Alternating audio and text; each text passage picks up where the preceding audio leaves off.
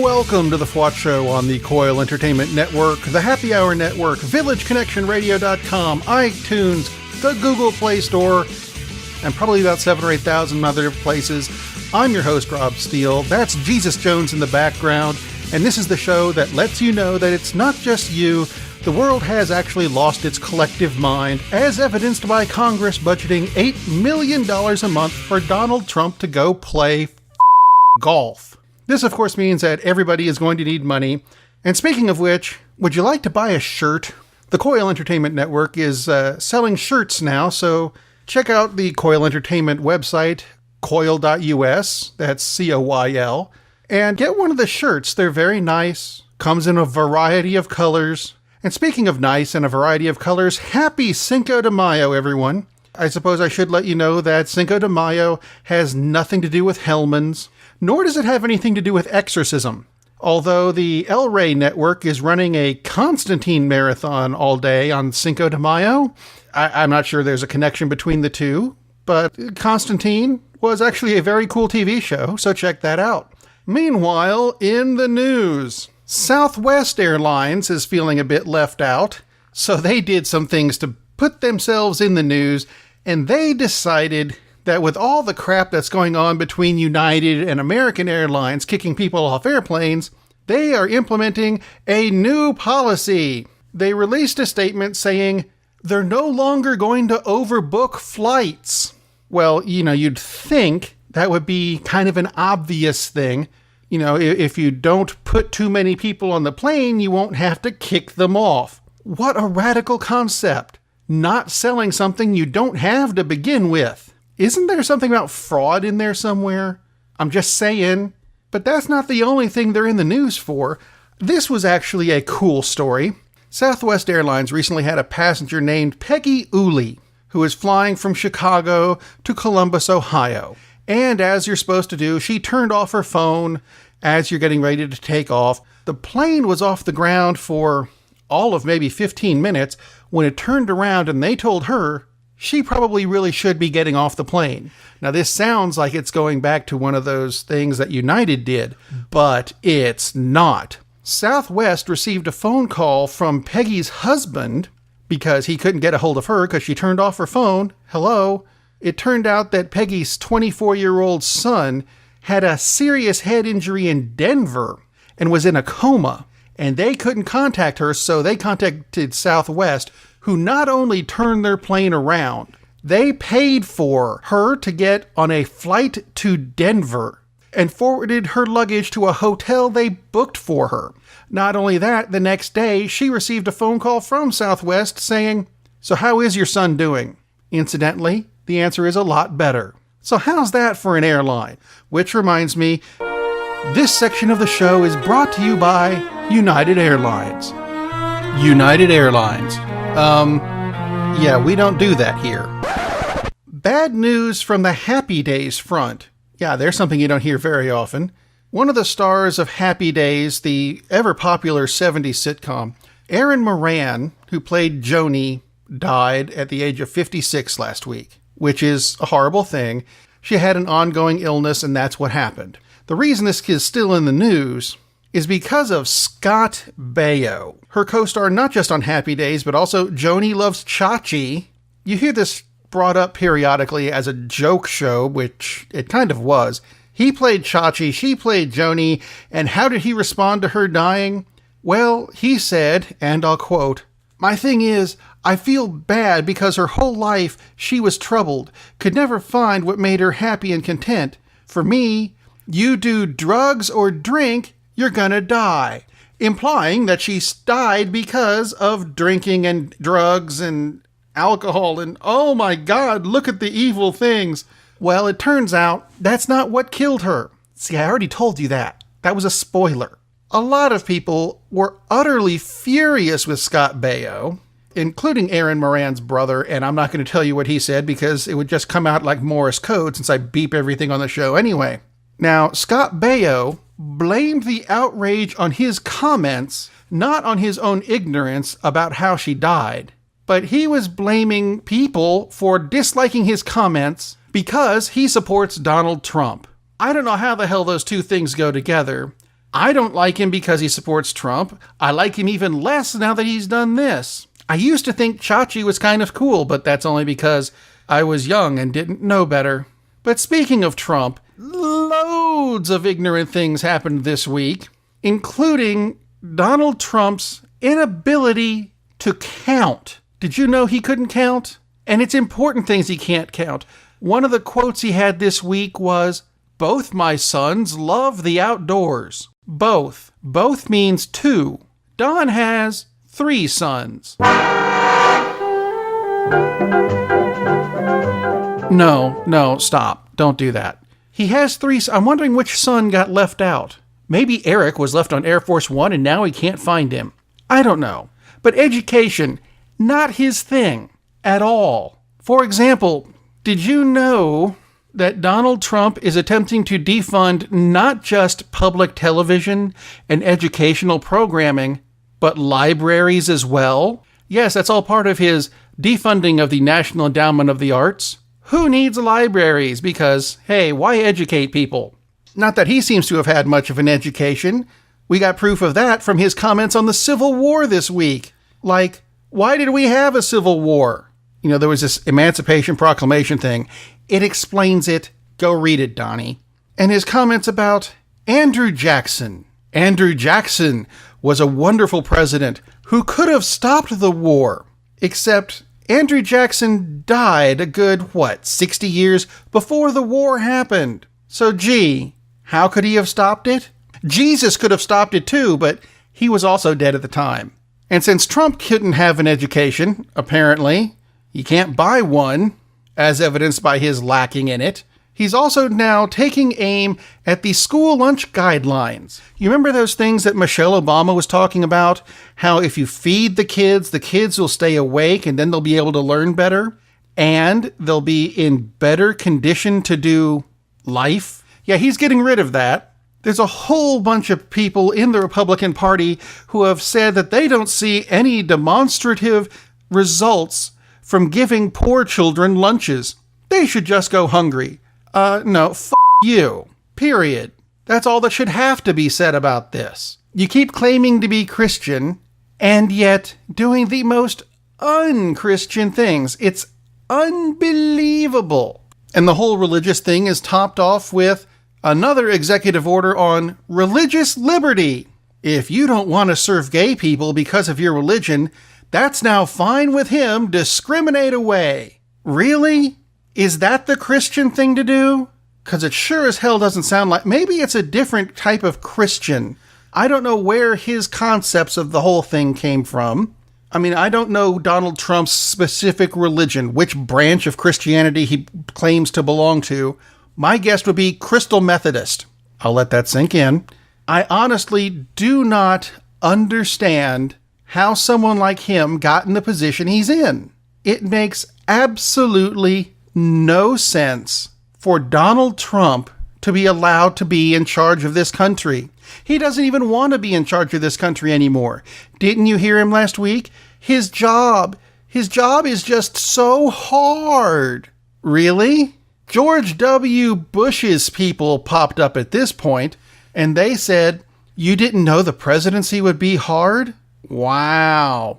You know, Donnie, Newt Gingrich pointed out that nobody could have known that the president is sometimes criticized and occasionally does not get his own way. All of that information was cunningly concealed by being put in books, which, as we know from the library thing, Donnie's not in favor of either. I'm wondering if he knows how to read, because we didn't test for that. And now for a bit of intolerance news. Let's start with something that happened in Major League Baseball this week. When the Orioles went to visit the Red Sox in Boston, outfielder Adam Jones had a ton of racial slurs thrown at him by one of the fans, along with a bag of peanuts. They claimed the peanuts were a potential lethal weapon and had the fan ejected from the stadium and barred for life. You know what? I'm in favor of that, but I am going to have to point out that I don't think peanuts are that lethal a weapon. I checked. Adam Jones is not allergic to them. But that's actually the light intolerance news this week. There's other news from, let's say, Eric Erickson. The extreme right-wing blogger made news this week by saying, gay people make me uncomfortable, and if you make me uncomfortable, you should be expecting to get punched in the face. Really? Really? Are you sure about that? Because, people with guns in grocery stores make me uncomfortable. Can I punch them? Or people who blatantly screw up acronyms without using humor. What did Erickson call them this week? The BLTGQ, which I think is the Bacon, Lettuce, Tomato High Fashion magazine. Available on newsstands nowhere. They make you uncomfortable, Eric? Then leave them alone. I'm pretty sure they want to leave you alone, too. But it's not just bloggers. There's also a Texas congressman. Someone elected this ass clown. Representative Randy Weber. Guess what? He's a Republican. He says, through tears, that legalizing same-sex marriage is just destroying the whole fabric of marriage in America. Is it? Are you sure? How exactly did gay people getting married ruin your marriage there, Randy? He's been married for 40 years, which I think is an incredible accomplishment for a Republican, especially a Republican politician. They all seem to be divorced, don't they? But if you've been married for 40 years, and gay marriage has been around for about, 20 of them? I think you're doing fine. It has no effect on you. Shut up and leave him alone. Meanwhile, USA Today has discovered a disturbing sex trend called stealthing. Be on the lookout for this. I think it's fairly odd. This new trend involves men secretly removing their condoms during consensual sex. I'm not sure why. I don't know what the purpose for that could possibly be, other than maybe, haha, got you pregnant? Is that a thing? Thank you, USA Today.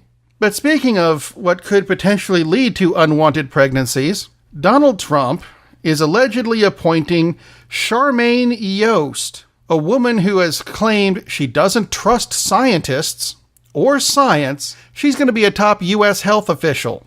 She claims that abortions cause breast cancer. Is there any proof behind this at all whatsoever? No. Has she had breast cancer? Oddly enough, yes. She is a breast cancer survivor. Good for her. I'm not saying that's a bad thing. That's a good thing. Yay for her. But does that mean she had an abortion and that's what caused her breast cancer? How the hell does that work? While we're at it, have you heard about a guy named Vladimir Krull? You should have. This story got kind of swept under the carpet this week. Vladimir Krull was a 12-year veteran of a New York police department, the Midtown North Precinct. He was even a Marine who served in Iraq. You'd think he'd be a good guy. And yet, he was convicted this week of repeatedly raping a 13-year-old girl. He was sentenced this week to a whopping 3 years in prison. That's right, 1 year for each time he raped a 13-year-old girl. Now, some people are claiming that's a white privilege thing. Although, I'm not entirely sure white privilege goes across the board this week, as there's a woman named Desiree Ali Ferouz, who is being sent to jail because when she attended Donald Trump's nomination of U.S. Attorney General Jeff Sessions, as soon as he said Jeff Sessions, she laughed. That's it. Didn't fire a gun, didn't marry another woman. She just laughed, and she's going to jail for it. Does living in another country look like a good thing about now? Because if we're not allowed to laugh, what the hell's the point? Oh, and that white privilege thing? Despite the name Ali Ferouz, that's her married name, she is white. Of course, so is Nico Boskovich. Who is Nico Boskovich, you ask? He's a student in Idaho. He won an essay contest that is going to send 300 teens from around the world to the United Nations for the United Nations Pilgrimage for Youth in New York this summer. You'd think that'd be a good thing. But Nico was diagnosed with autism at age 3. Now, he doesn't actually speak, but he uses a letterboard to spell out whatever he needs to communicate. As evidenced by this essay he wrote, he's rather eloquent. However, once the officials found out he uses a letterboard, he doesn't actually speak himself, well, in that case, he can't go. I'm not sure what kind of discrimination this is, but he won the contest. Let the kid go. And I'm just curious, would you have denied him if he was just mute? I'm just asking here. And while I'm asking, I want to ask this because I obviously missed something. A stir was made this week when two right-wing conservative nutcases, I'm just kidding, I'm sure they're very lovely people, were given a tour of the White House. They got to stand next to Sean Spicer's podium and have their picture taken. And what did they do? They held up the OK symbol with your hand. You know how you do? You put your finger and your thumb together and the other three fingers kind of make a K. It looks like an OK, which is the only thing I've ever known that's used for. Well, I don't quite get this. Yes, these are people on the other side of the platform from where I stand. But I don't quite get why people are saying that these people should be strung up because they made a white power logo with their hands. White power, okay, is white power now? That actually just confuses the crap out of me because I've seen other people use this symbol before who are not white. I mean, Usain Bolt makes this symbol sometimes when he wins a race, and he's a bit, what's the word I'm looking for? Black. He's a bit black for that to be using a white power logo, isn't he? Speaking of sports and things I don't understand, does anyone know what the hell happened at ESPN this past week? The worldwide leader in sports, according to their slogan, I don't really know if they are or not, but that's not the point. They laid off over 100 on-air personalities this week, including some of my favorites like Jason Stark and Jim Capel. What the hell happened at ESPN? And while we're at it, let's ask this. What's going on at Microsoft? Microsoft announced this week that they're going to be releasing another version of Windows 10. This version is supposed to compete with the Chromebook. If you don't know the Chromebook, they're very inexpensive laptops that run Google operating systems and save everything online. Well, this version of Windows 10 doesn't save everything online, and you're locked into using Microsoft Edge as your browser whether you want to or not, and you really don't want to do that. It can't run Chrome at all. You're not allowed. Why? I have no idea. If you have an idea, let me know. Contact me through the website, thefwotshow.com. There's buttons for Facebook and Twitter, and even email. And if you don't want to use the email button, just use the keyboard. Email me at rob@thefwotshow.com. Send me questions. Send me answers. Just don't sign me up for more spam. I get enough of that as it is. Don't forget to subscribe to the show on iTunes or the Google Play Store or wherever you happen to find the podcast. Subscription numbers help me out, and that's a good thing. Don't forget to go to the Coil Entertainment Network website, coil.us, and pick up one of those shirts, too. If we sell enough of those, we'll make a FWOT Show shirt, which I think will also look really cool. In the meantime, I'm going to leave you with this. It's the quote of the week, and it's actually not really attributed, but that's okay. It's still a good quote. It is, quote, "If people who get periods are expected to control their hormonal urges when they're PMSing, then people should be expected to control their hormonal urges when they're aroused." Tell that to a Republican next time you see one in a bathroom somewhere. In the meantime, be safe, everyone. It's gotten really weird out there.